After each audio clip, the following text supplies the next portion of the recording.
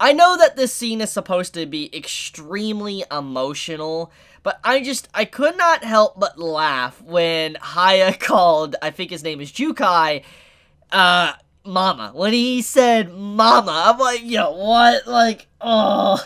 Like, okay, it makes sense why he would do that. Like, if you look at all the reasoning behind it, I understand why he said that. But without context, like, if you knew nothing about the story or anything, and you just looked at it as, like, face value of just him calling the dude Mama, you're like, really? He's obviously a dude. But let's actually get into the reasoning why he did that. So, number one, obvious reasons, is that Haya, he has no idea probably what gender really is. He has no idea what mother and father technically are. Like, yes, he knows mother and father are parents, but he has no idea probably what their role, so to say, is. And in this case, yes, Jukai is someone as an individual that is honestly more like a mother than a father to Haya. And I will get into the nitty-gritty. But the point is, most likely the reason why Haya said that is probably because of what he said. He said something very similar to what Haya's mother said, which is like, you know, I can't save you or whatever, I'm sorry. And then you also have it to where Dororo, all the time, she talked about her mother, all the time, how caring and sweet she is. And so when you really think about it, this is one of the first people that Haya ever contacted at the beginning of his life, that he technically grew up with. So obviously, thinking about what Dororo has constantly said to him, and then thinking about what a mother's role is, he looks at Jukai like, okay, this is Mama. You know, this dude is Mama, because he takes care of me. He watches over me, makes sure I'm okay. I feel the warmth from him. So, I understand that. But let's actually look at the reasoning behind the scenes, the writing, and why it makes sense. So, obviously, when you think about Mama, the term Mama usually represents the female that gives birth to the child. And even though Jukai wasn't someone that technically gave birth to Haya, he technically, in some cases, gave another birth to him. For instance, a rebirth. See, Haya was found floating down the river. Jukai obviously found him.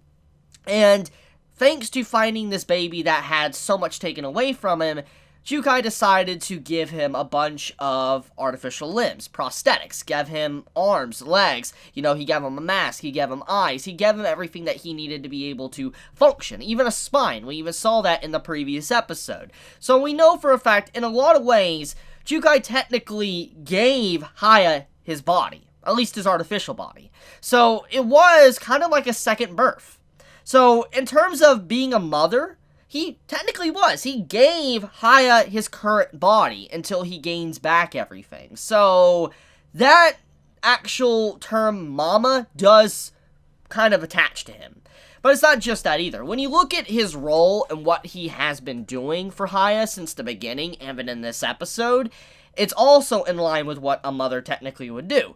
See, from what we have seen, is that he watches over Haya kind of like a mother. Like, he blows on the food, he makes sure it's cool, not too hot, gives it to Haya, and Haya even mentions, like, he can feel now, you don't need to worry. And then you also have the entire scene where how he was just making sure Haya was okay, washing him down, making sure that he was clean, all ready to be able to eat, just making sure that he has everything in order with his life. And so everything from Jukai was definitely what a mother would normally do.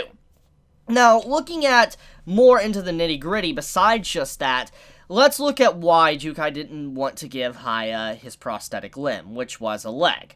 You would think, since I'm saying that he was obviously a mother, that he would obviously give Haya another limb. But it makes a lot of sense why he didn't, and I'm going to get into that. The reason why he didn't was because of multiple reasons. Number one of the biggest reasons is that if he would have gave Haya a new leg that he made, he would be enabling Haya to attack other individuals. For instance, continue his warpath of getting his body back, which isn't necessarily a bad thing, but because of his path, his journey, he would technically be sending thousands of people to their death. And he would also have to kill other humans to be able to achieve what he wants. Not just in a sense of when he gains his body back, the land suffers and people die, but it's obvious that he's going to have to kill humans, legitimately kill them, just to be able to eventually accomplish his goal to gain all his body back. So that's what Jukai was trying to say, is that if I give you your prosthetic limb, you're going to become more and more inhuman. You're not going to be human anymore. And it's very ironic. It's one of the big themes that's been playing for a very long time now with Haya's character since, like, the reveal of his body and how he's been gaining pieces back, is that basically the more he gains back, obviously, the more technically his outside appearance is becoming human. But at the same time, though, because of him gaining these emotions, he's becoming more and more like a demon / monster. And that's kind of one of the big things that this episode once again wanted to reinstate, is that Haya, he is losing himself. If he does not figure out something and try to change his ways in some way, he's going to become the very thing he wants to destroy. A demon, a monster, or like his father, Daigo. He will become exactly like that. And that is kind of what Jukai wanted to say, is that I cannot give you this limb. If I give you this limb, you will become the very thing you hunt, the very thing you want to destroy, and I will not do that. But also, there's other meaning to this. If Jukai would have given Haya that limb, it's not just Haya with blood on his hands and his soul that he would have, it'd be Jukai as well. We gotta think about his origin. If you remember, Jukai was someone that was, he was an individual that was kind of like a torturer. He used to put people up on poles, posts, or whatever, and just let them sit there. We saw this at the beginning of his story.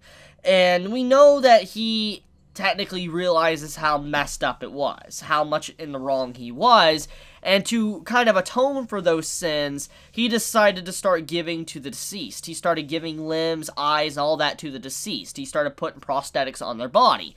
And eventually, he managed to find Haya, and he raised him. But the thing is, throughout his entire life, even though now we know what Haya has done with the limbs that Jukai has given him, Jukai had no idea. He had no idea what Haya was doing with that at all, and because of this, he is technically not attached to it. But now that he's fully aware of what Haya has been doing, you know, attacking ghouls / demons, taking them down, and once he gains back his body, thousands will die, he no longer wants to be a part of it. Because if he was to help out Haya, he would indirectly be attached to the death of so many innocents a part of Daigo's territory.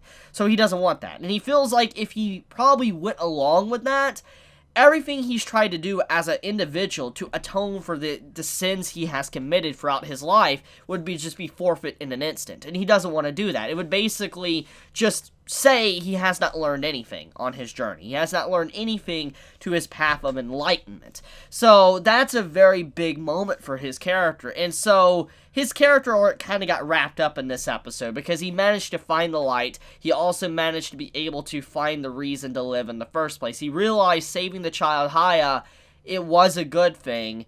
And also, doing what he's been doing these past years is also a good thing, and eventually led him down a path to where, yes, he does have a right to live. He is atoning, he is becoming a good man. He is someone that's done a good job for people. And so, that final scene where the demon attacks him obviously doesn't hurt him, or like, it slightly bites him, doesn't kill him or anything.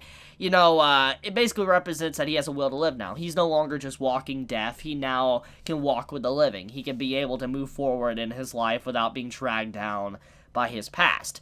It's a powerful episode. And I think that at the end of the day, we're got another major decision on our hands. Is that Haya, he needs to decide. Will he choose his body over the sake of thousands? Or will he give that up for the sake of all the others, like the majority? And this has been, once again, the big thing that's been ongoing for a while now. But at the same time, I can't really blame Haya. I can't say Haya is at fault for wanting his body back. I mean, he's like, I want it back because it's mine. I mean, that's good enough reason as is. I mean, his body was taken without his consent. So regardless, I don't care. He has all rights to his body. I don't care what anyone says. So, it's messed up. But it still doesn't change the fact that he does have rights to what technically is rightfully his, and, you know, they had no reason to take that from him and prosper from his suffering when he never even willingly did it in the first place. Oh yeah, and so one last thing before I wrap up this video, though. He has apparently managed to track down Dororo. So, we will be having Haya meet up with Dororo very soon. I'm kind of curious to see when he's going to meet up. Is he going to be able to find Dororo while she's, like, trapped up against a tree? Or is he going to find Dororo once everything is said and done with whatever happened with Itachi and Dororo? That's a question I have, and it's not clarified. We'll probably find out next week in the upcoming episode.